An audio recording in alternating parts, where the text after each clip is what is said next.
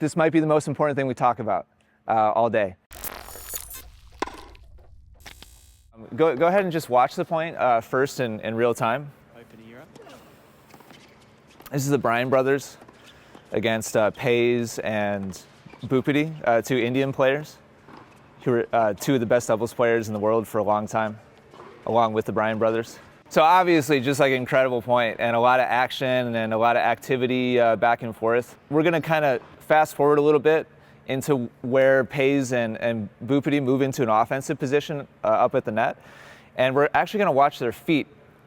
And I want you guys to notice before Bob hits the next shot up on the top of the screen, I want you to watch the feet of the two players in white on the bottom, right here. What are both of them doing right now? What's their feet? I would say their toes are actually off the court here. Like they're actually kind of floating right here. They're both actually off the court. And this is after Bob has already hit the ball and they're both like levitating and floating. So yeah, it's the split step. They're both unloading their feet and widening their stance right as Bob is hitting the ball, so that on their way down, right as they recognize where the ball is going, they can take that energy and pounce in the direction of the ball. If, as Bob is hitting this shot, the two of them were flat-footed, their heels were on the court, and they were just kind of watching Bob hit the ball, after they recognize where the ball is going, then they'd have to get their body moving and they'd have to like activate their feet. They'd have to activate like their entire athletic system and be like, oh, the ball's going that way. I'd better start my feet moving. I'd better get my engine, running. But what they've done is they've pre-warmed the engine by making this hop right here so that when they recognize where the ball is going, they're able to get in the right spot to hit a comfortable shot.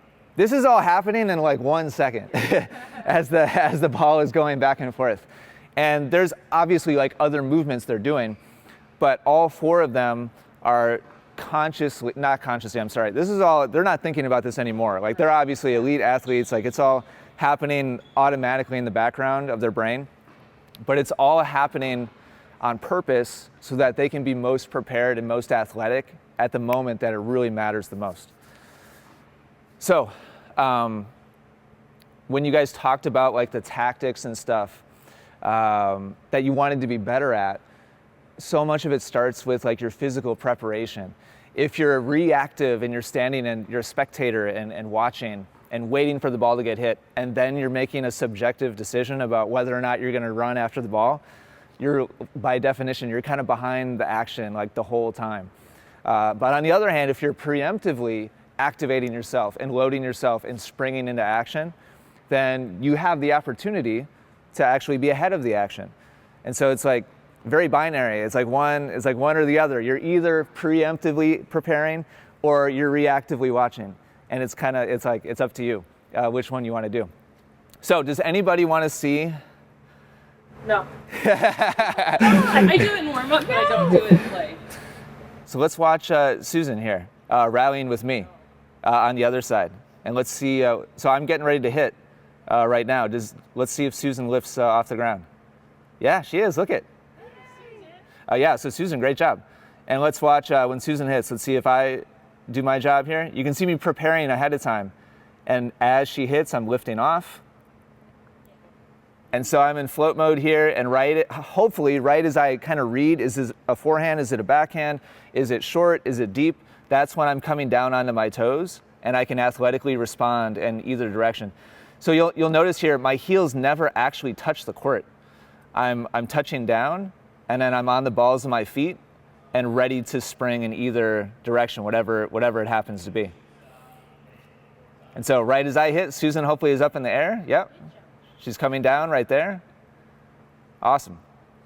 And so when you watch high-level players hit back and forth, it looks like kind of a dance, right? They're like flowing, it looks super graceful. And it's because they're filling all their time with, there's like something purposeful they're doing with their feet the whole time.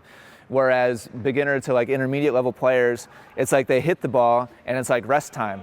And now I'm like just watching, oh, are they gonna get it? Oh, she got it, wow, oh, good hustle. Is it going to come back? Oh, she hit. Oh, here it comes. And it's like once the ball is about halfway to not your side, but collectively, your side, it's like, oh, okay, it's going deep, and now it's like, okay, now it's time to like start running. Whereas high-level players are always doing something, and there's some kind of activity, some kind of athletic like pre-activation or loading or like just generally like getting ready for action. So here's some volleys back and forth between Susan and Karen. I don't feel like I have enough time. And it's tough. Yeah, there's very little time. It looks like you are making an effort, Andrea. I'm sorry, Susan. You're just a little bit behind it. So yeah, you are. Yeah, you lifted there. You did lift there. And so when Susan hit, yeah, so Karen, you're flat on both feet right here. And that's totally normal. In my experience, it's very rare for players to use the split step.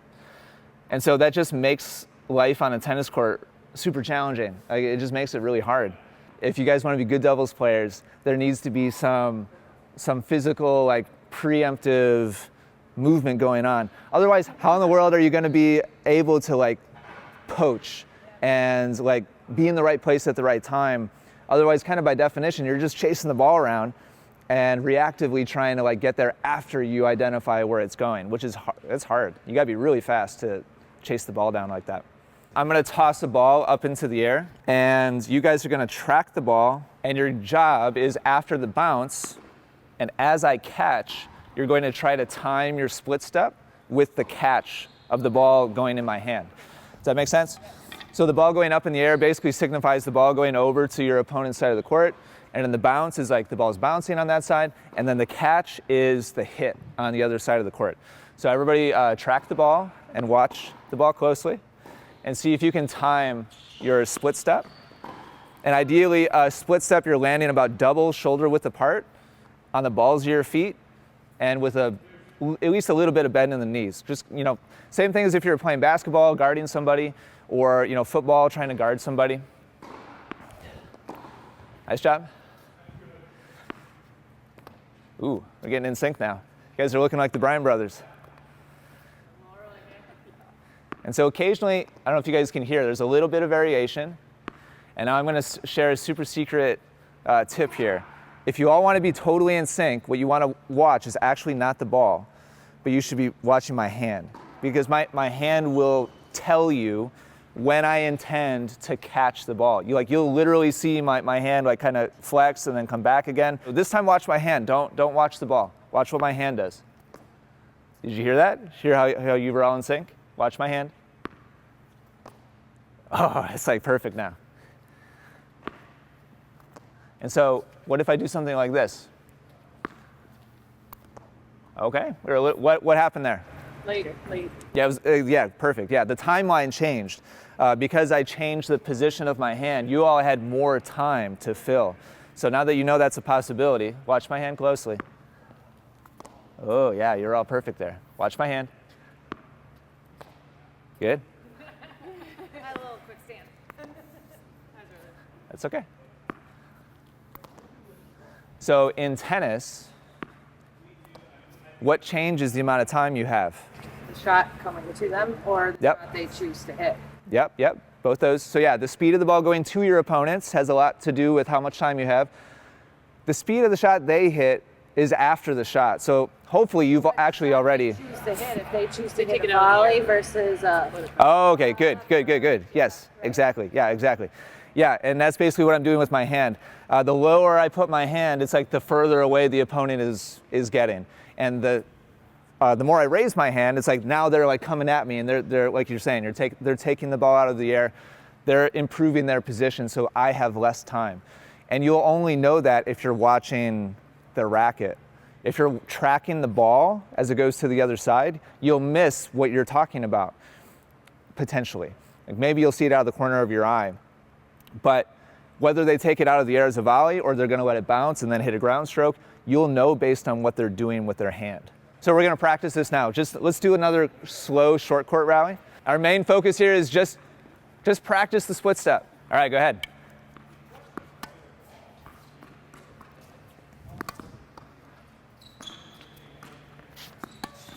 Good job. Good, Andrea. Yep.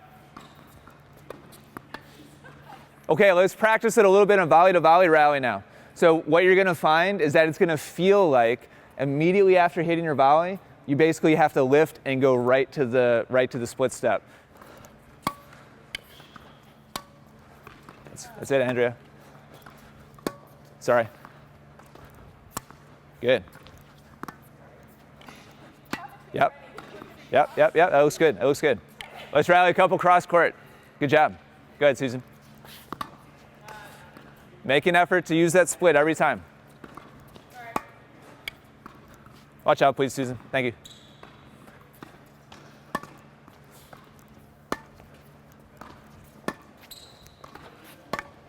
All right, great job.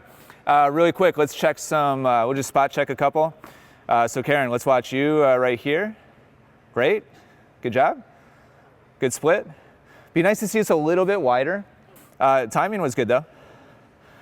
Let's check a couple of Susans as well. This is better, that's better, Karen. You see how you look more athletic here? Yeah. A little bit wider stance. And now your heels aren't touching the ground anymore. That's fantastic. All right, so let's check Susan here. So Susan, a little bit early on this one. So you're touching down before Karen even hits the ball, which means you're gonna have a split second where you're inactive. Yeah, just kind of waiting a little bit passively. The move itself looks great. Just look at one more each here. Here comes Karen. Nice, good timing, Karen. I like the hop, good elevation. Yeah, I'd like to see it just a little bit wider.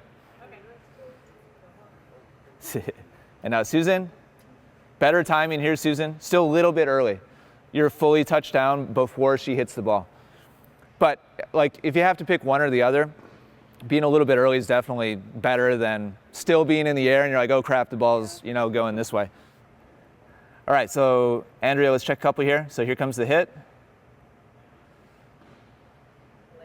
Yeah, just a little bit. So the move itself here is great, Andrea. Really nice width. Yeah, that's great. Yeah, you look like an athlete here. Really good width, good spring, and you're on the balls of your feet. It's just a tiny bit late. The ball's already off my racket, and then you're leaving the ground. Ideally, I appreciate that. Ideally, you want to be kind of at the peak of your split step right as the ball is leaving the racket of your opponent. So that on your way down, you're like right at that moment saying, oh, it's coming to my backhand, and you can flow your energy in your backhand direction. I know like for the time being, it probably felt kind of like forced and like, I'm making myself do this extra work. If at any courts you watch, 4 or 5 players, 5-0 players, like high-level high school players, or you go watch a college match, or you watch a pro match, it's so ingrained. Like, it's no longer extra effort or concentration, it's just automatic. So it's like, you can ask yourself, like, is it chicken or the egg? I very much believe it's like the habits collectively form the level, obviously, of the players. So it's like, this is one of those habits where it's like a very clear delineation, between levels. This level does it, and so that's why they're that level, and this level doesn't do it, and so that's why they're that level. So, like I said, I'm gonna basically drop it for the rest of the day, but this might be the most important thing we talk about all day. Because if you skip it, you're just behind the action the whole time, and it makes the whole game super tough.